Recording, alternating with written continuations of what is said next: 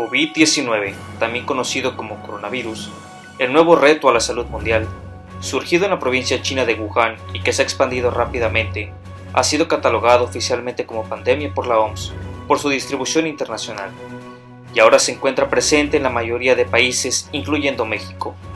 En este video, presentamos una recopilación de información científica sobre esta nueva enfermedad que mantiene en jaque a la salud pública internacional por el desconocimiento de todo lo que conlleva esta patología. El nombre oficial de la enfermedad es el SARS-CoV-2. El COVID-19 es el nombre de la enfermedad que provoca, la cual significa enfermedad por coronavirus 2019, según su traducción. El virus tiene la palabra corona en su nombre por las púas que le dan esta forma. Sus síntomas más comunes son la fiebre, la tos y la fatiga, y sus síntomas posibles son la dificultad para respirar, el dolor de garganta, la pérdida de apetito, la diarrea y la pérdida del sentido del olfato. En 2014, una organización llamada Eco Health Alliance atrapaba murciélagos analizando los virus y marcando los que más fácilmente podrían saltar hacia nosotros. Los marcaban según su grado de riesgo, dependiendo de qué tan similares son con los virus que ya infectan a los humanos. Y en esos años descubrieron un virus al que llamaron coronavirus de murciélago rat G13 con criterio de bajo riesgo. Al momento de secuenciar el genoma del virus del COVID-19, descubrieron una similitud del 96% con este virus del murciélago. Los científicos creen que este virus evolucionó para infectar a los humanos, o que pudo haber mutado en otro murciélago, o que de alguna manera saltó a otra especie antes de saltar a los humanos. Hablando acerca de la estructura de este virus, va a estar conformado por dímeros de hemaglutinina esterasa. Estas van a ser glicoproteínas que van a ayudar a la fijación y a la destrucción de algunos receptores de ácido ciálico que se encuentran en la superficie de la célula huésped, es decir, que ayudan en el mecanismo de invasión. También va a contener el RNA y 4 proteínas estructurales: la proteína S o de espiga, la proteína E que es muy hidrofóbica, la proteína M de la membrana y la proteína N de la nucleocápside. Esta proteína va a estar en el interior del virión y va a estar asociada al RNA viral, ayudando a que este no sea degradado. Las otras 3 proteínas van a estar más asociadas con la envoltura. De estas, de las más importantes es la proteína S, que como podemos ver va a tener estructuras que sobresalen de la envoltura del virus. Es importante porque va a tener el dominio de unión al receptor de las células que va a infectar, es decir que es como la proteína que determina el tropismo del virus. También además va a tener la actividad de fusión de la membrana viral con la de la célula del huésped, así que va a permitir que se libere el genoma viral en el interior de la célula que se va a infectar. Para entender mejor cómo funciona el COVID-19 vamos a intentar explicar el proceso de infección. Primero, el virus necesita entrar o tener absorción en la célula huésped para introducir así su material genético. Como los demás virus va a ser muy específico y únicamente va a infectar determinado tipo de células. Para poder hacerlo va a necesitar una proteína específica, que es la ECA2 o conocida como enzima convertidora de angiotensina 2, que como sabemos es indispensable para iniciar el proceso de renina-angiotensina-aldosterona, que controla funciones importantes de vasoconstricción, retención de sodio, entre otros. En este caso, esta se va a encontrar en diversos tejidos del cuerpo humano, pero la que más nos interesa van a ser las que se encuentran en la mucosa oral y en las células epiteliales de la cavidad nasal. La penetración de este virus va a estar facilitada gracias a que la naturaleza de su membrana es la misma que la de la membrana celular del huésped, así que este puede entrar por simple fusión de membranas donde solo entra la cápside, o también por endocitosis donde ya después la envoltura del virus se fusiona con el lisosoma. Después tiene que haber una decapsidación para que el material genético quede libre y así comience la traducción, que se da en 2 poliproteínas. Estas después por proteólisis se transforman en proteínas estructurales que van a ayudar a que comience la replicación de su genoma. Para que ocurra la transcripción y la traducción de este, como en la mayoría de los virus, va a necesitar de la maquinaria de la célula del huésped para poder replicar su ARN y las 4 proteínas estructurales que vimos. Una vez que lo logra, estas quedan flotando en el citoplasma para después insertarse en la membrana del retículo endoplasmático o también en el aparato de Golgi para ser ensambladas en la envoltura. Y la nucleocápside se va a formar mediante la combinación del RNA genómico y también de la proteína de la nucleocápside. Por último, estas nuevas vesículas formadas que contienen las partículas del virus se van a fusionar con la membrana plasmática para poder así liberarlo, y ya después ocurre afuera su maduración. En la fisiopatología se está considerando dividir esta enfermedad en 3 estadios o en 3 etapas. La primera es la etapa asintomática, que se da entre el primero y el segundo día recién iniciada la infección. Aquí el virus inhalado se va a unir a las células epiteliales de la cavidad nasal y va a comenzar a replicarse, que como vimos se une a estas porque cuentan con el receptor ECA2 y también son una fuente importante de interferones beta y lambda que después el virus puede utilizar. En la etapa 2 tenemos ya la afección de la vía aérea superior y también de la vía aérea conductora. El virus va a comenzar a migrar por el tracto respiratorio y es cuando el COVID-19 empieza con sus manifestaciones clínicas, donde también se piensa que un responsable importante de estos signos y síntomas es la CXCL10, que es una citocina quimiotáctica. Y por último, en la etapa 3 es la más grave, cuando ya hay presencia de hipoxia, de infiltrados de vidrio esmerilado, donde hay un aumento de la densidad pulmonar, ya que sea en forma difusa o también en forma nodular, y se puede observar en una tomografía computarizada de alta resolución. Y también el temido síndrome de distrés o dificultad respiratoria aguda, donde hay un cuadro de edema pulmonar por un aumento de la permeabilidad vascular. Entonces va a haber estos infiltrados pulmonares y el virus ahora va a estar llegando a las unidades de intercambio de gases, es decir, a los alvéolos, va a estar afectando a las células alveolares tipo 2, sobre todo a las periféricas y a las subpleurales. También es probable aquí que el resultado final sea una toxina pulmonar que es autorreplicante y también que las áreas del pulmón pierdan la mayor parte de sus células tipo 2 y se active la regeneración epitelial. Hablando ya patológicamente, se va a observar en el daño alveolar difuso con membranas hialinas ricas en fibrina y también algunas células gigantes multinucleadas. Mi nombre es Marta Patricia Salazar Castillo y les voy a hablar del proceso inmunológico que genera el coronavirus en el cuerpo. La presentación del antígeno del coronavirus depende mayormente de las moléculas del complejo de histocompatibilidad número 1, pero las del complejo de histocompatibilidad número 2 pueden contribuir. El perfil de anticuerpos contra el coronavirus tiene un patrón típico de producción de inmunoglobulina M e inmunoglobulina G. Como podemos ver en la imagen, en cuanto el coronavirus entra al cuerpo, la inmunoglobulina M comienza a aumentar en grandes cantidades, pero para la semana 12 esta ya ha desaparecido, mientras que la inmunoglobulina G comienza a aparecer a partir de la semana y hasta después de mucho tiempo se puede todavía detectar en sangre.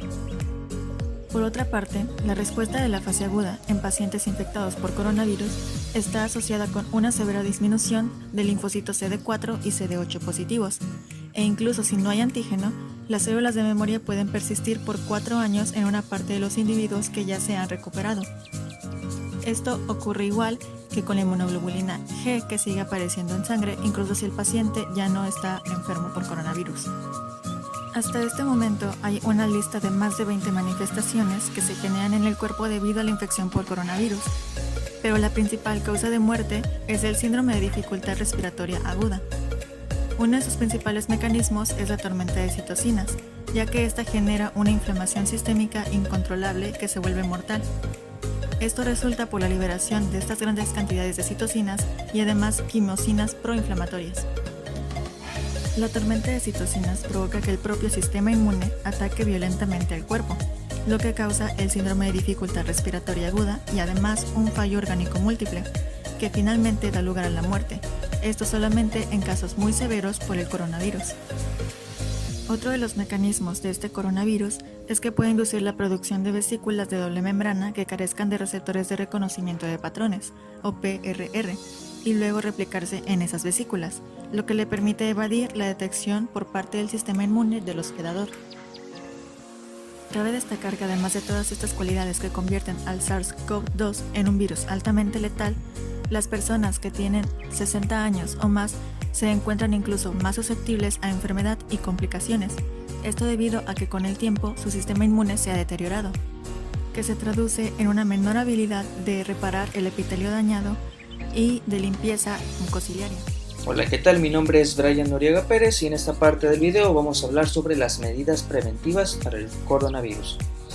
Lo primero que tenemos que tener en cuenta es que tenemos que acatar todas las recomendaciones de nuestro sistema de salud y la principal de ellas es quedarnos en nuestras casas.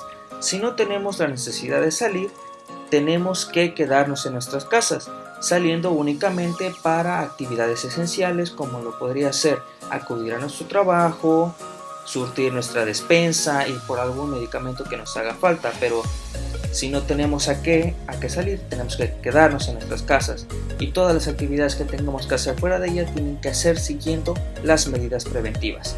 Y una de ellas, y es muy importante, es el lavado de manos. Aquí en esta imagen nos muestran los pasos que tenemos que realizar para un correcto lavado de manos. El primero sería mojar nuestras manos con agua, aplicar suficiente jabón, frotamos nuestras palmas, después lo hacemos lo mismo con el dorso de nuestras manos, tallamos entre los dedos, vamos a tallar también muy bien nuestros pulgares, nuestros nudillos y vamos a enjuagar nuestras manos con abundante agua y vamos a realizar el secado con una toalla. Esta toallita, si es desechable, tiene que ser depositada correctamente en el cesto de basura y todo este procedimiento tiene que durar mínimamente 20 segundos. Ahora, vamos a ver cómo actúa el jabón ante el coronavirus y por qué es que se nos recomienda mucho el lavado de manos. Primero tenemos que saber la estructura básica del SARS-CoV-2, en la cual tenemos nuestra proteína que utiliza el virus para colonizar las células sanas y debajo de ellas tenemos una membrana de lípidos o de grasas que es sobre la cual va a actuar nuestro jabón. Nuestro jabón o las moléculas están compuestas por una cabeza que atrae el agua, una cabeza hidrofílica y una que atrae la grasa, una cabeza lipofílica que es la que va a actuar sobre la membrana de los lípidos. Aquí dice que al lavarnos las manos, la parte del jabón que se ve atraída por la grasa va a disolver toda esta membrana de lípidos del virus y después el agua va a acabar de eliminar el virus. Es por eso que es muy importante realizar un correcto lavado de manos. Otra de las recomendaciones es que tenemos que saber cómo estornudar. Las formas incorrectas es estornudar al aire, solo tratando de tapar nuestro estornudo con las manos. La forma correcta sería utilizando un pañuelo desechable o preferentemente realizar el estornudo con el pliegue del codo. Nunca por encima, no que el pliegue del codo no esté por encima ni por debajo de nuestra boca al momento de hacer el estornudo. De igual manera tenemos que tener presente que no debemos de tocar nuestras mucosas, ya que tenemos que recordar que el virus entra por estas partes, como lo pueden ser nuestros labios o nuestra boca, nuestra nariz y nuestros ojos. Nunca debemos tocar nuestra boca, nuestra cara en general, si es que no nos hemos realizado un correcto lavado de manos. También tenemos que tener la sana distancia. Aquí por ejemplo nos dice saluda con el corazón. Esto significa que no tenemos que saludar de mano a las personas y tenemos que guardar una distancia preferente de 1.5 metros, 1,5 metros. También tenemos que evitar en gran medida las conglomeraciones, puesto que son focos importantes de contagio de coronavirus. En caso de que nosotros lleguemos a presentar fiebre, tengamos tos o estornudos, una tos de tipo seca, presentemos malestar general, tengamos dolor de cabeza y principalmente tengamos dificultad para respirar, lo cual nos marca un caso grave, es cuando nosotros tenemos que acudir a nuestros servicios de salud. Si nosotros nos encontramos en perfecto estado y no presentamos signos de alarma, es preferente que nos quedemos en nuestras casas, ya que al momento de realizar nuestro traslado hacia un centro de salud Si nosotros somos posibles portadores, pues podemos contagiar a más personas. Y si solamente estamos teniendo síntomas, por ejemplo, de un cuadro gripal, y nosotros nos estamos preocupando y nos desplazamos, podemos contagiarnos en el camino, por ser en el transporte público o incluso ya dentro del servicio de salud. También vamos a tratar en esta parte los fármacos que se están actualmente utilizando para el tratamiento del coronavirus. Cabe recalcar que ninguno de estos fármacos están como tratamiento principal y todos están siendo tratados según sus síntomas. No hay un tratamiento como tal específico. Actualmente se encuentra una vacuna en desarrollo, pero pues va a tardar mucho tiempo para que tengamos esta vacuna. Pero principalmente se está haciendo el tratamiento de los síntomas del paciente con coronavirus, actualmente con Remdesivir. Algunos pacientes recibieron cloroquina o con hidroxicloroquina, pero actualmente está fuera de uso, ya que se ha visto que tiene un impacto negativo en la sobrevida de estos pacientes durante el tratamiento. También se está utilizando el tocilizumab, el sarilumab, ruxolitinib, siltuximab, paricitinib, anakinra, el interferón beta 1 y el interferón 2 beta. Y también como profilaxis se ha estado recomendando el uso de acitromicina y de algunos anticoagulantes.